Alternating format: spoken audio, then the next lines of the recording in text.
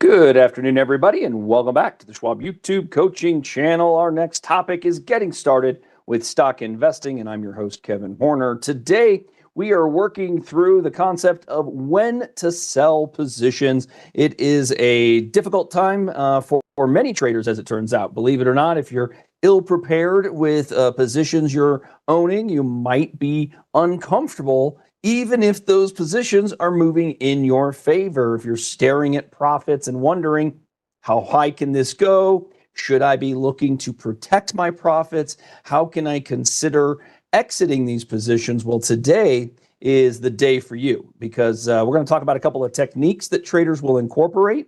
Selling when the stocks are moving high. We'll talk about selling on weakness a little bit. And we'll also define what that weakness might look like by moving price action, moving through areas of potential support, whether that be through horizontal price levels or potentially trend analysis incorporating moving averages.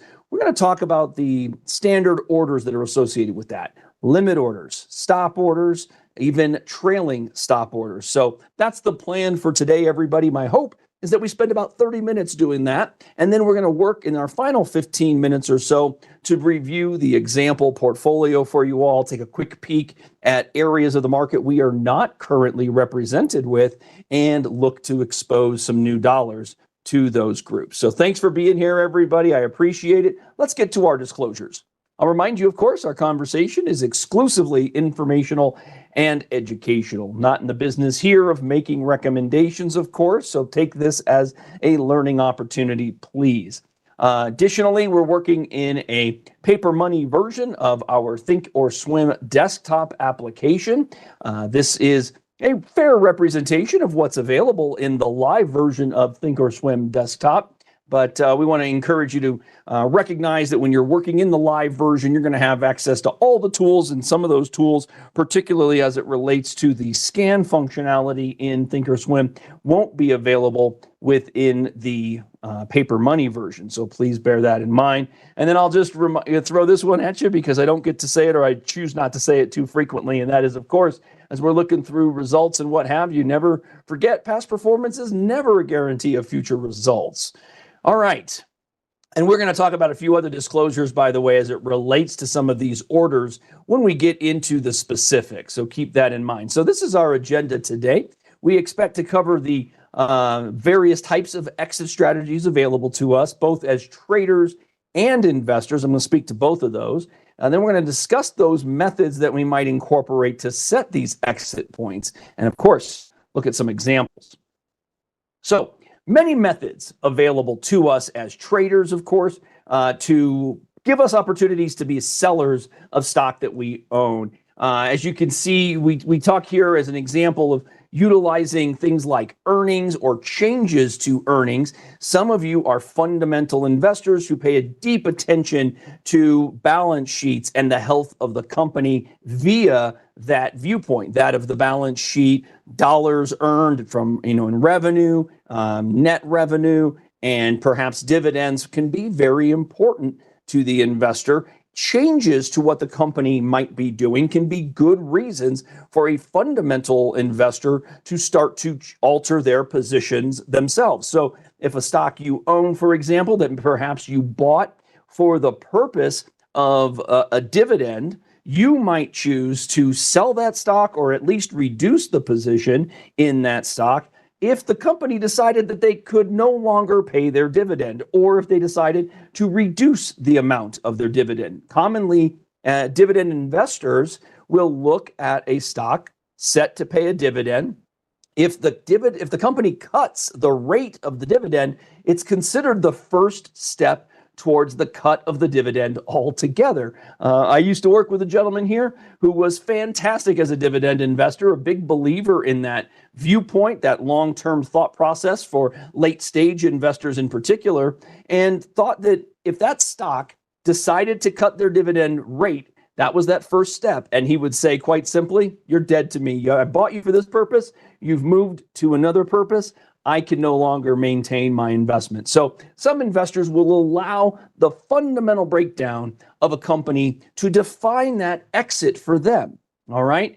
Others might be more technically based. And what do we mean by technically based? Well, we're talking about the price action. I noted in my introduction here the potential for you to be a seller based on breakdowns through horizontal levels of price support.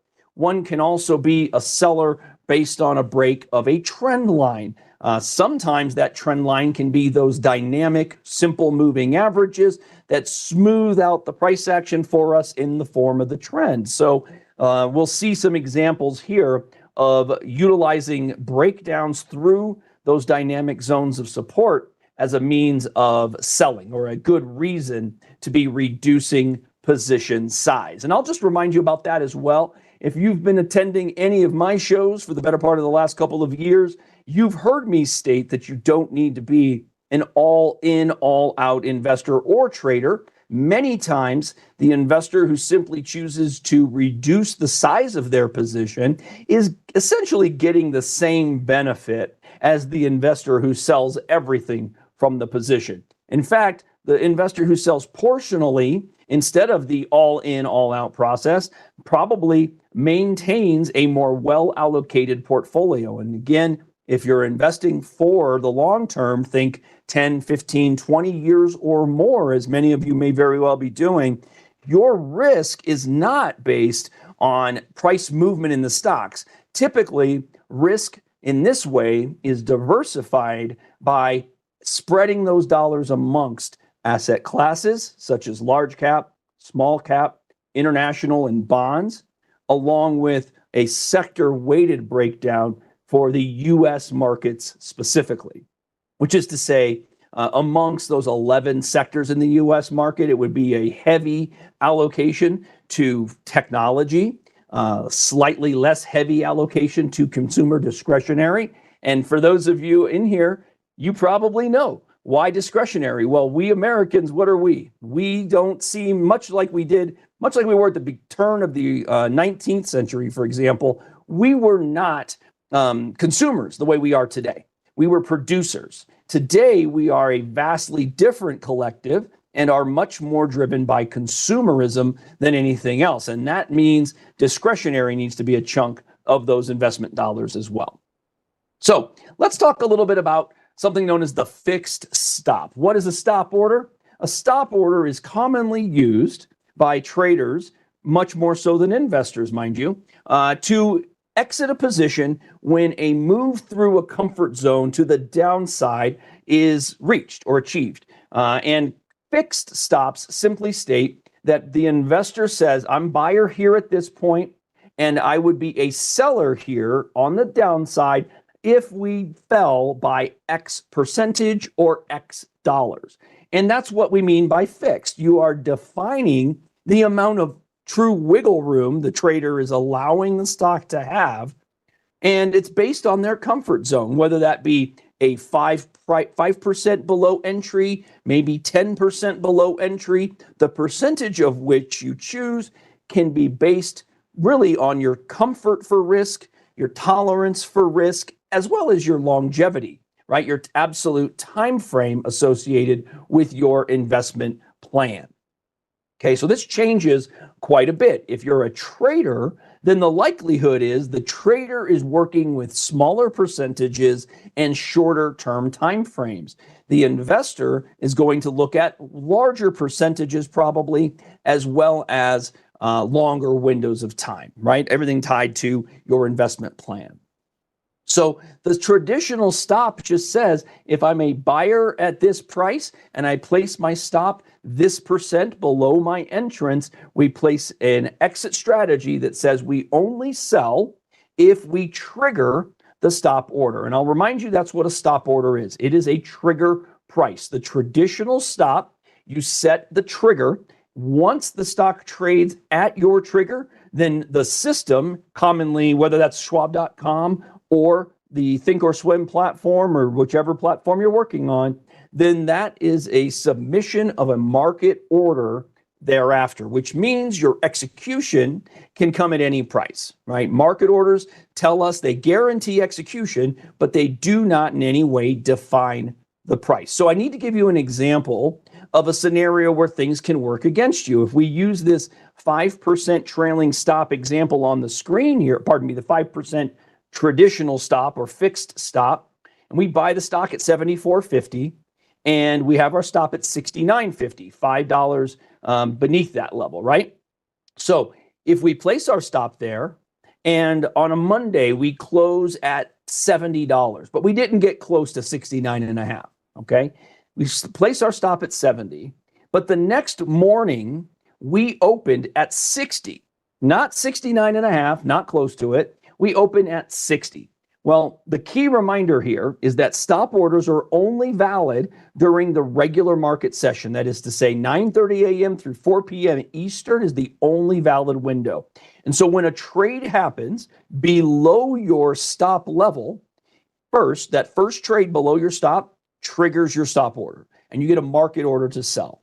So in my example, if we traded for the open at 60, that's our first trade. We then have a trigger and a market order to sell thereafter, which means our execution, while we can't tell you the price, is going to be much closer to 60 in all likelihood than it is to 69.5 where we expected. So a traditional basic stop, a fixed stop like this, is not a guarantee in any way on your downside process, right? The execution price at which you would be a seller.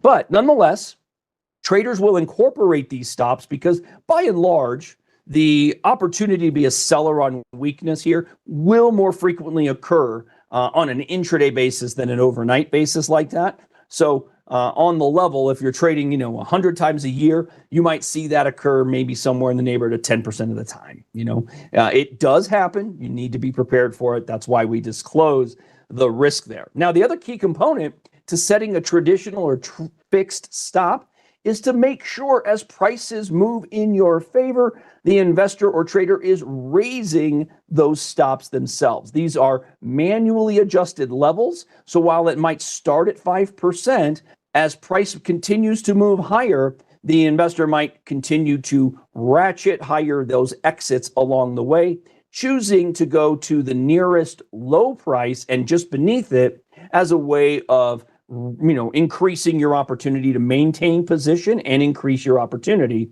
for profit. But the reminder there, it is the trader's job to raise that stop with a fixed stop situation. Now, next up, we have something known as the trailing stop. And the trailing stop is very similar to the traditional or fixed stop, except here we are choosing not the percentage from which the stock can fall based on our entry, but rather from the highest high, the highest trade price the stock makes once we are in the trade. So if we have here, and we're going to go stair-stepping along the way here in this uptrend in price, we have our initial entry at 74.5, and we have a 10% trailing stop, okay? The moment we buy at 74.50, that becomes our high. It's the highest trade from the moment we bought. So 10% beneath it is 67.05. Now, imagine we hold, and we watch the stock move up from 74.5. It goes to 75.25. We now have a new high. And thus, our stop has moved up as well. Okay? Now, that stop moves up in price to be 10% beneath 75.25. But when price moves down from 75.25 to this ledge, which is about 73, notice in here the exit has not moved. My stop has not adjusted. My stop has held constant. That's because the trailing stop's design is not to move down, something we do not want to do. It is designed to trail your price higher. And the trader in this case has given a wide enough berth at 10% to allow the stock its standard deviations and continue its uptrend higher. As you'll see, we moved from 75.25 to a new high at 75.5. We ratcheted up another 50 cents or so. We moved from 75.5 high. Now we have a new high at 78. We are still with a new stop, 10% beneath 78, right? So $7.80 below 72.20 or so, and that's our new stop. And that is the high that we maintain all the way until we broke out again and got above 78 right in this zone here. And I should put a little pen on here so I can highlight that, right? So our stop has held static because price is held static. And then as price moved up, our stop ratcheted with it. So that's the idea behind the trailing stop. This can be very effective when you have found a security that you intend to watch, but you don't necessarily want to watch it every single day, even every single week.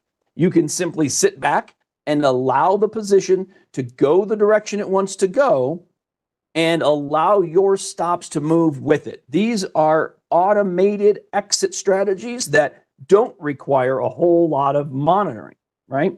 So you can simply allow the trade to go, ratcheting your stop every step of the way, Now, I have to remind you, just like we spoke about the fixed stop a moment ago, we still have the same level of risk that we have with the trailing stop, okay? So that means that if we gap below whatever ledge we have as a stop order now, whether that's at the very beginning down here at 67.05 or at the very end at 77, we still have that gap risk. So please bear that in mind.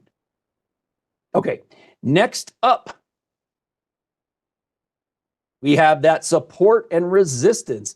How would a trader or even an investor who works with support and resistance look for exit strategies? Well, one thought as it relates to running into zones of resistance is that if you're in a position that could be considered maybe a bit large in your allocation, percentage-wise, some traders would look at the opportunity of running into resistance as a way of reducing that risk. Hey, we're at a level from which we could pull back. This may be an opportunity to take a little bit of profits off the table. The profit idea being simply, we were always looking to be a buyer near support, sellers near resistance. And commonly, when we rally into zones of resistance, we might find ourselves a little overextended in terms of the percentages we would like to maintain in our individual positions. So if you're in a stock where you bought it and it made up 10% of your portfolio, which might already be a little bit aggressive for some of us, and suddenly we're at resistance, we've banged our heads on it before, and then we've pulled back from it before as well. Some traders, some investors here may very well decide, all right, I'm at 15%. As much as I'd like to stay with the opportunity for a breakout, why don't I reduce my position and put me back to my 10% allocation, taking a little bit of those profits off the table? Then I can allocate those profits that I took to other areas of my portfolio that are now underperformers, light in returns. Generally speaking, a good process for a longer term investor, because if we consistently manage our portfolio and bring it back into balance, well, then every step of the way, working to maintain the modeled approach can be a benefit over the long haul. Obviously, in the shorter run, when we have those adjustments, we're always at risk for standard market movements taking us out of allocation, right? The big swings that can occur, like the one we've participated here in the market in the last 5 to 6 weeks, those moves can impact our portfolio allocation. But our job, if we're managing actively, is to work to stay as close to balanced in our portfolio and modeled approach as possible.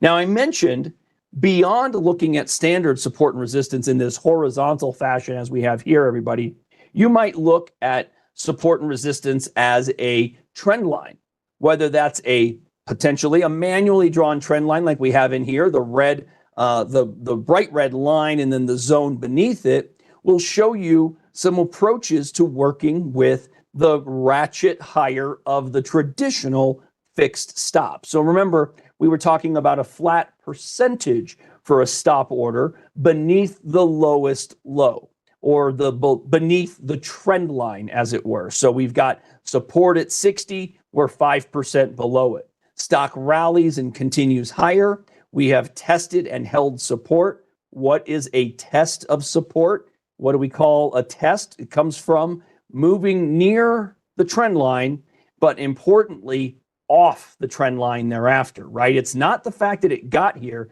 it's the fact that it got here and then bounced. So this is the detail we're looking for. And for some of you investors, it's not even the V, it's the portion where we get through the lower highs that we were experiencing and we start making higher lows. And it's that confirms the uptrend continuing once more.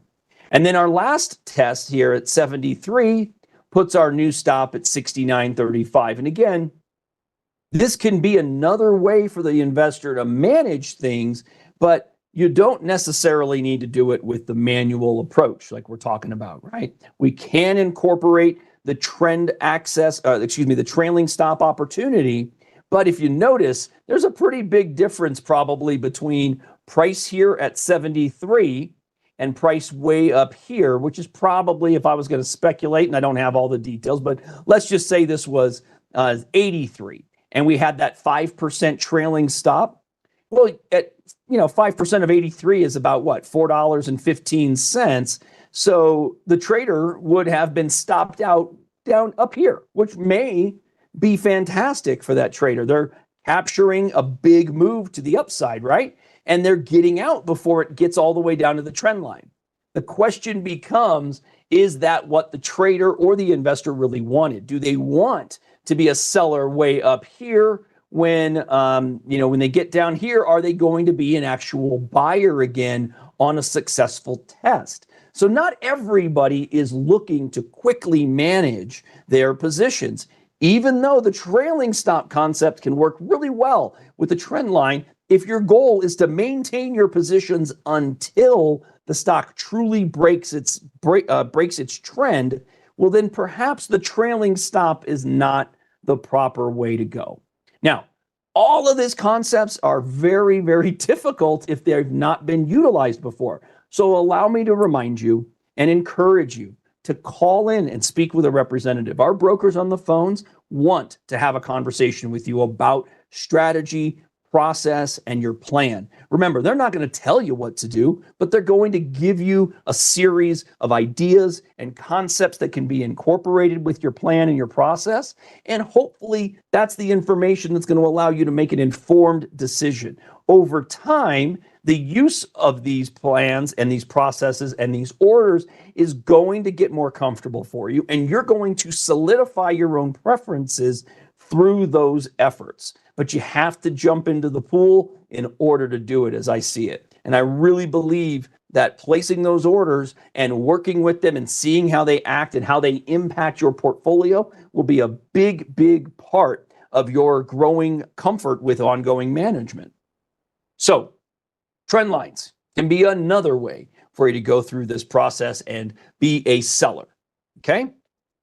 Now, let's see about the moving averages next. So the moving average, very much akin to the manual trend line like we were just looking at, but remember that the moving average is dynamic in nature. That means it moves with price, and it will flow through the price action like you see on the chart now. And in uptrends, the moving average can be considered supportive of price.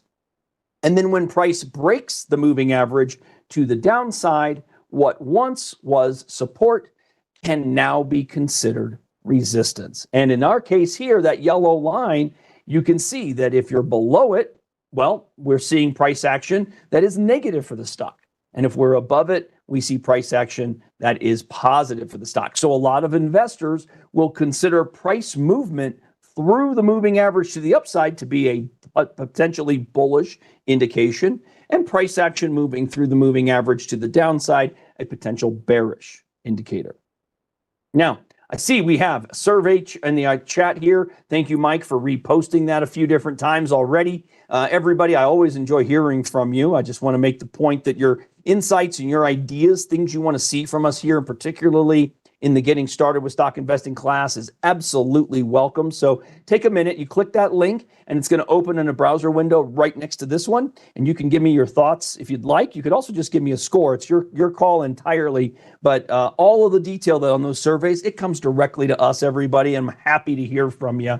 And by the way, if you're not in this, if you're watching this not live and the survey is not available to you, you can absolutely post comments and questions in the boxes beneath us. Here we have the commentary below available for you. That is active, and you can reply there as well. That comes to us coaches too. So please feel free to incorporate that as well. Okay, now the last thing that I'm going to talk about is the idea of setting, and I don't have a slide for this, believe it or not. This says, let's look at some examples. So let's go ahead and utilize the Thinkorswim desktop here briefly. And let's just talk about something like, let me think of a stock that, how about some Apple? So Apple, well, I've got a white line on here kind of defining things, right? Telling us that we're in a bit of a downtrend. Always remind you that trends dependent on time frame, right? So, if we're talking about for the last 6 months, we would say we're in a downtrend, right? We made a peak back here late December of last year, and prices haven't been higher since. In fact, we've got we have a few series of lower highs along the way. There's one, here's one, and here's another. Okay. Now we also have lower highs along the way. So we have a downtrend, sure. We don't know if that's going to hold for us, but we do have the visual opportunity to suggest that if we were a buyer in the very short term, we might believe that there's an opportunity to be a seller at a higher price. Otherwise, why would we be buying it, right? Maybe to expose some funds. But if the buyer said, you know what, I'm here at nearly $200 a share, and I would exit if we traded on a close below the level that we've just made here. So some traders might look at these lows. This is about 193. And they might say, yeah, I would sell under 193 if we closed beneath it. Maybe the investor incorporates a stop order there, perhaps.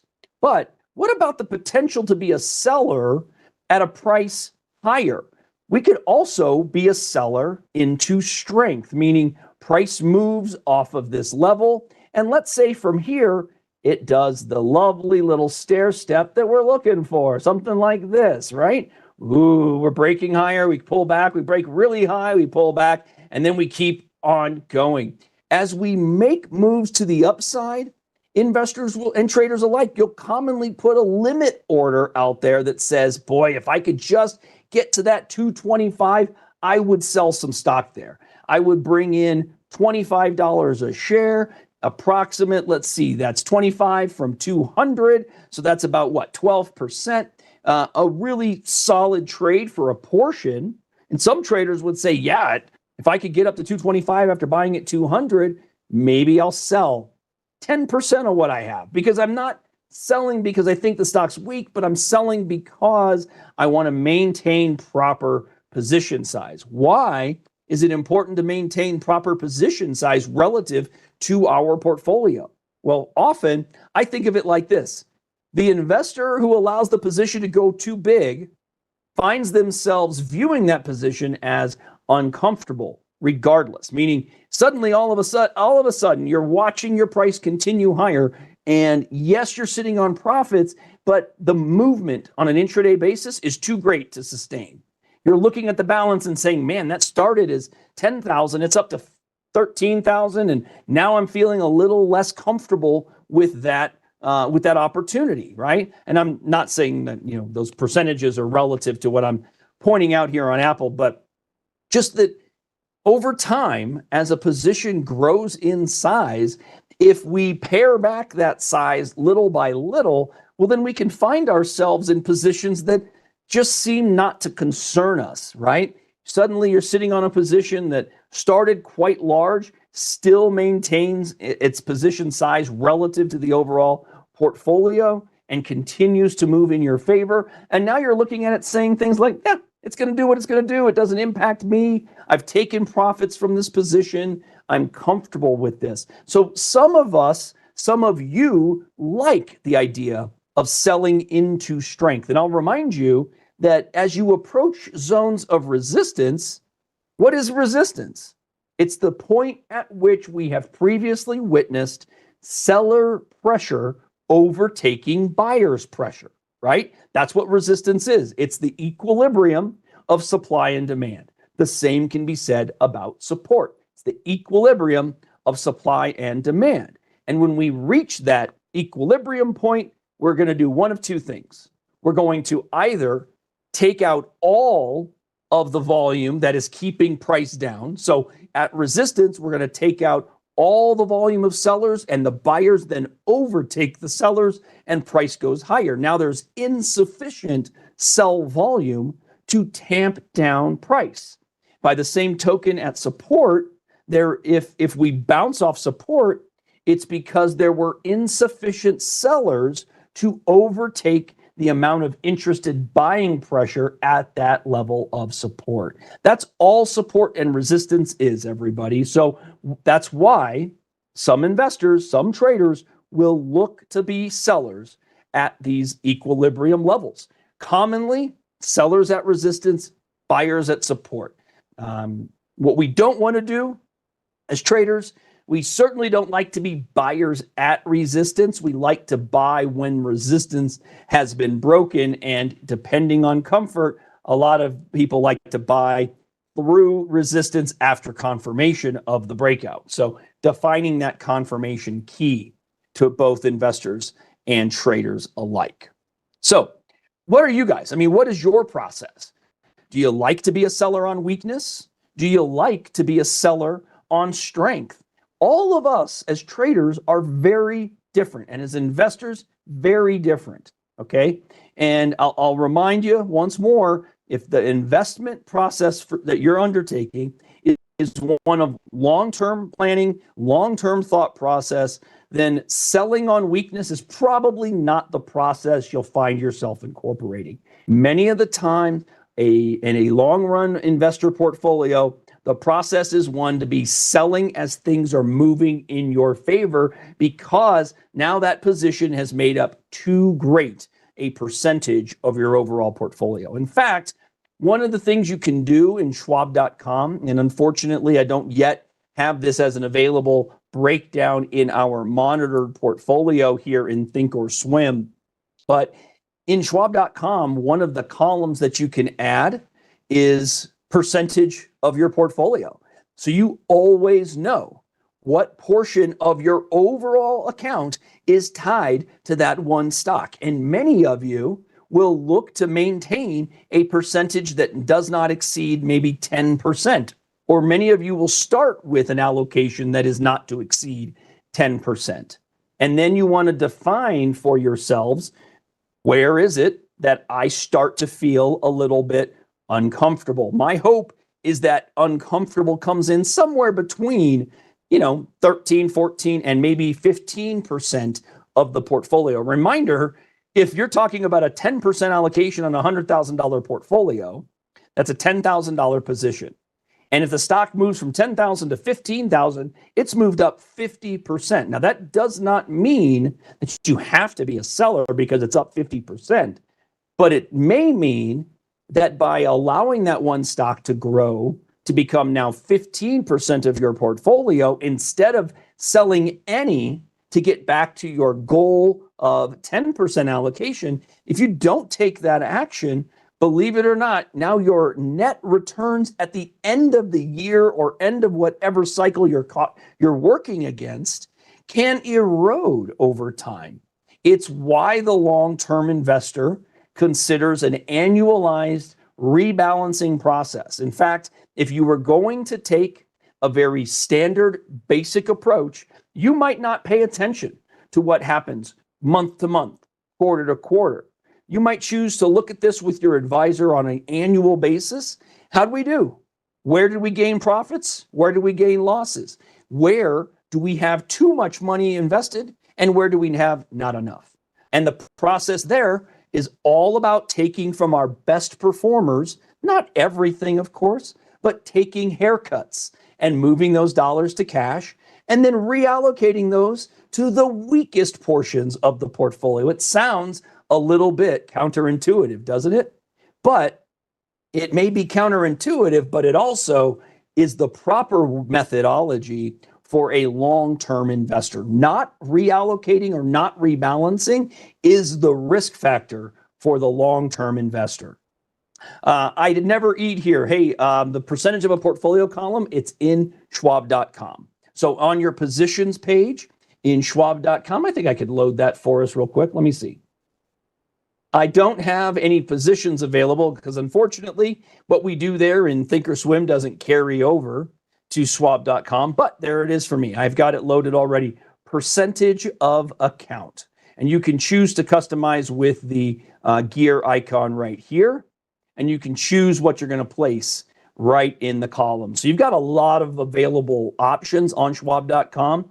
Of course, I have asked that the percentage of portfolio be a column added to Thinkorswim because I think it's imperative for those of you utilizing it in the long haul. It can be a very good process. And again, we just want to make this as easy as we can, right? There's no reason to make it hard. We believe that we all have the power to do this ourselves. What we need to do is make sure that you have all the tools to do it yourself. That's the key to the process here. Okay, B. Hall likes to use the website summary so that all of your accounts are linked together. Great point. Absolutely the case.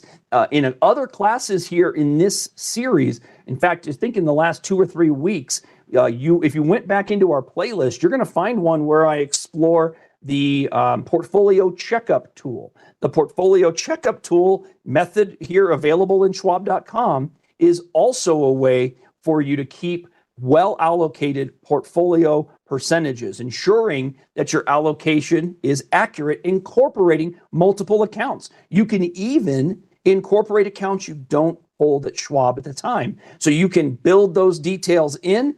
You can incorporate them into your whole review process as well. So check that out. Use the playlist here. I'll ask Mike, since I've got him in the chat, maybe he could find that link for this class to the playlist. And if we could throw that here into the chat, that would be fantastic for all of you. That class was fun. I mean, I don't show that thing very often, the portfolio checkup tool. And it's a little bit, old and very basic. But basic can work, everybody. We don't have to get cute to be successful. I like that idea.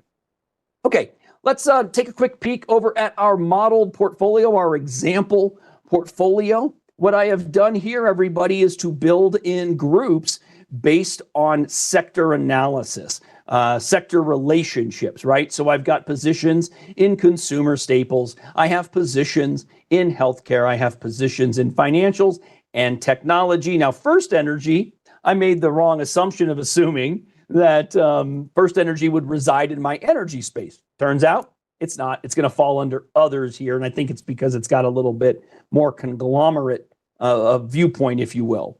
Now, what I am going to look at quickly is just the percentage of returns. Boy, NVIDIA has worked exceptionally well for us very quickly. We're up 16%, my goodness. Not that percentage of return matters all that much, but let me just look. We put that on back on the 17th of April. It's been 3 weeks and it's up 16%. Now we devoted let's see here.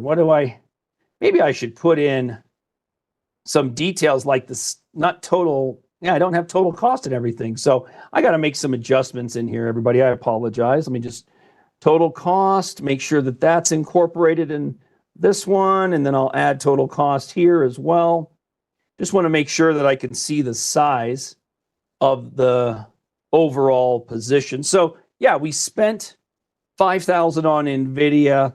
Today we're up a bit, and the position is up to about 5,900. We could surely take a little bit off if we wanted to, or if we felt as though we were nearing a point of resistance. You know what? I'm going to focus more on deploying more money. Hey, I see Mike found that playlist. Thanks, buddy. I appreciate it. He got it into the chat here, everyone. So check that out if you'd like to learn a little bit more about the portfolio checkup tool. You'll see that in the headline, by the way, in the actual thumbnail I think I make note of portfolio checkup tool in that class. So check that out, please. Okay, so we've got staples, healthcare, financials, technology, and other. Let's quickly, and I do mean quick because we are approaching time. We are going to look in my, let's see here. We're going to actually eliminate some of the basics here. We're looking for securities that are part of the S&P 500 and have recently traded favorably relative to their 20-day moving average. Now, that's perhaps a little short term. So instead, I'm going to change this to, actually, we're going to go with 20-day, but we're going to change from technology to discretionary. We don't have any discretionary in this portfolio just yet.